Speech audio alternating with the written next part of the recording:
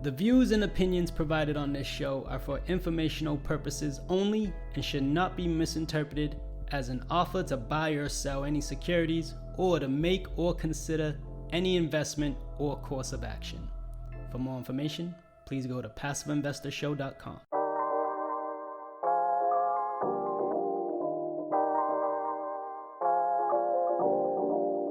And now, the Passive Investor Show. Here's your host, John Fortes. Welcome, PI listeners, to the Passive Investor Show. I'm the Passive Investor Consultant, John Fortes, your host of the only ranked podcast for passive investors in multifamily syndications and real estate funds. Our goal and purpose of this show is to be a resource to investors and help them master their passive investments by beating inflation 1% at a time. Welcome back, PI listeners, to the Investor 101 series. I want to dive in the state of conferences these days and how they actually look with breakout sessions and the virtual experience as opposed to in-person experience. Now, the way they're rolling it out with these virtual experiences for conferences is there's the educational portion where there's guest speakers and a speaking lineup, and they're arranging it with all the top people in the industry of the specific conferences, but also incorporating breaks where there's breakout rooms. If it's on Zoom, they are coordinating little sessions where you could go in each room or you'll be assigned to a different room, and it is no guarantee that you'll be broken into a different room. So for instance, let's say they're breaking it down into 2 different rooms. Every 30 minutes, you'll be swapped. There's no guarantee that you won't be meeting anybody new, which could be a good thing and it could be a bad thing if you're there to kind of make some connections. But that's the state of the market where sessions going virtual are now. But there's a silver lining to that too. So how I like to approach conferences is I circle the topic that I'm most interested in and I make sure I sit in on those sessions. Now, my strategy is a little bit different when I go to conferences.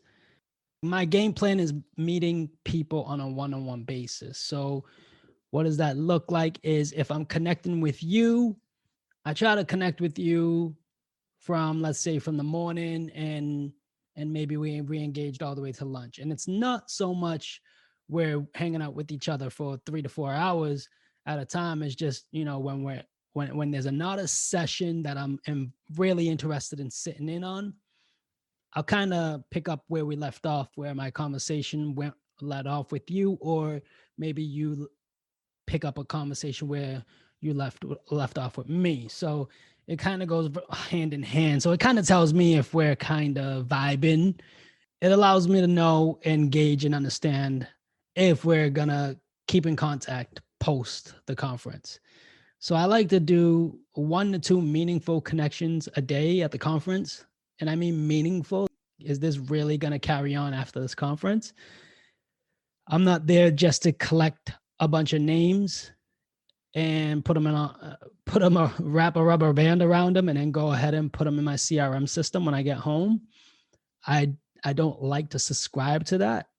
So in between those little breaks where I'm going in and I'm following along with the topics that I'm really interested in, it kind of allows me a chance to kind of relax and just digest the information. And I take notes at conferences. I love taking notes because I'm always learning something that maybe I can incorporate in my business, in my philosophies, or how someone else is seeing the market. I like to have an understanding of something to be able to go back and do more research on, or maybe even follow up and reach out to that speaker when they're not speaking and approach them and say, hey, can you dive into that and get a little bit more granular on that topic? And it really creates conversation, and I'm just really interested in certain things. But also when I'm also networking with people one-on-one, I really want to know what they're into, what got them to the conference? What are they looking for? And sometimes, even if I don't vibe with them, but I know and I have an idea of what they're seeking, I probably already know someone else that might be a good fit for them or they should talk to. I've done that multiple times. I love playing almost like network matchmaker, not on a dating level, but it's kind of cool for me just bringing people together. I'm just a natural. I'm a natural at bringing people together for some reason. I just always have done that with my friends through high school, college, and it's just kind of cool how that still follows me to this day. But the state of the economy where we are with conferences, if you're into the educational aspect, find out if the conference is going to have the conference on demand afterwards. If you're interested in just the educational portion of things because you're still entry level and you want to build up some confidence and learning about certain things, you can easily, maybe not even attend the conference or purchase your ticket to attend the conference while knowing everything's on demand and jump into the certain sessions that you want to jump into and then go back and watch the ones that you want to catch up on after. And if you are not the networking type, don't put yourself out there if you're not ready. If at one point you feel ready, maybe you are willing to reach out to one of the speakers. You can always do so by a cold email. You can always reach out to people. You can call people's firms. They're not hard to find. Once you know, for instance, if you know John Fortes, you can Google John Fortes and get the company name and company number off the website and make a phone call, or you can also send an email. It's not that hard to reach out to people. And mind you, these firms are they're not as big as you probably think they are because in my head I'm not a big firm, and I know that a lot of these people that I reach out to and connect with and network with on a day-to-day basis, they don't look at themselves as the big fish. They look at themselves as, still a small business looking to scale and grow. So reaching out to them is just like reaching out to someone that you maybe have an interest in their product. So getting some more feedback on people and reaching out, do it on your time. That's what I always recommend to people. But going into these virtual conferences, you can either purchase the on demand content when the conference is over, or you can attend the conference and map out the conference, the speeches, and the topics that you want to sit through and log in at that time. If you want to join in just for the networking aspect, feel free. Some of these conferences that are being rolled out these days, I am moderating some of their breakout sessions personally. So I'll be a part of some of these conferences. And then other conferences, I will be just an attendee. And there'll be conferences where I am actually speaking. I try to target personally 4 conferences a year, one a quarter. I try to get to more. If I can do 2 a quarter, that'll be great. I'll build that up eventually. But I just love being out there in front of a real conference where they got the stage set up and people are just in and out grabbing their drinks and their water bottles and shuffling around, and it just kind of feels normal, right? But now this is the new normal, the virtual one. And it's kind of cool too because it saves a lot on airline fees, saves a lot on travel, hotel rooms. It saves you quite a few bucks in your pocket at the end of the day. And I would take advantage of as many conferences as I could, think about it that way, if they're all virtual. Now, I think going forward, conferences are going to have two type of looks. There's going to be that in-person experience, and then there's also going to be that virtual online experience as well, where they only got speaker access to watching the speakers and presentation and no networking.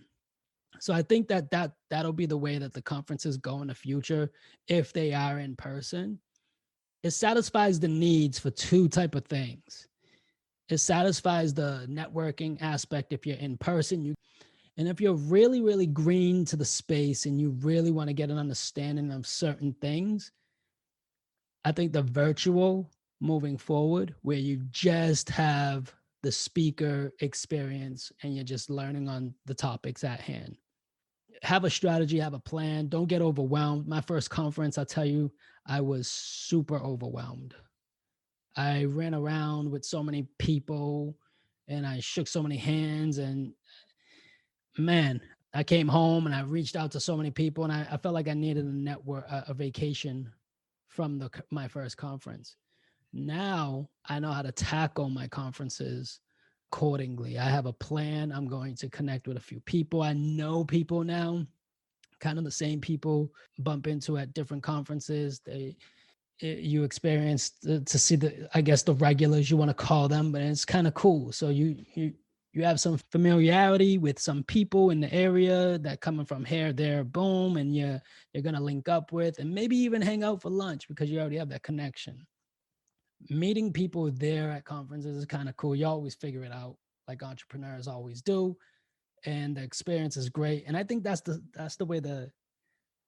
where we're going with conferences. It's right now it's virtual. If you really just want to just learn, you can just purchase the educational portions. A lot of these people that are conducting these conferences are selling them the on-demand content right after, and you can purchase that and just view at your own time, and you have access to those. I think that's awesome. And some of them might even offer them for free a year after, but it's, a year dated. It's just all that experience wrapped up into one. And that's the state of the conferences and how I think it's going to change going forward. And if this is your first conference that you're going to be attending, I would say try to attend as many virtuals as you can, because you're not spending anything else other than that built-in price of purchasing a ticket. You're not flying anywhere. You're not having to get a hotel. You're not having to get any Ubers or rent a car. I think it's a great idea to jump into virtual conferences. And especially, there'll be 3 things that I do before I decide on going to a conference is find out if there's on-demand content. If you're into networking, find out if there's breakout rooms.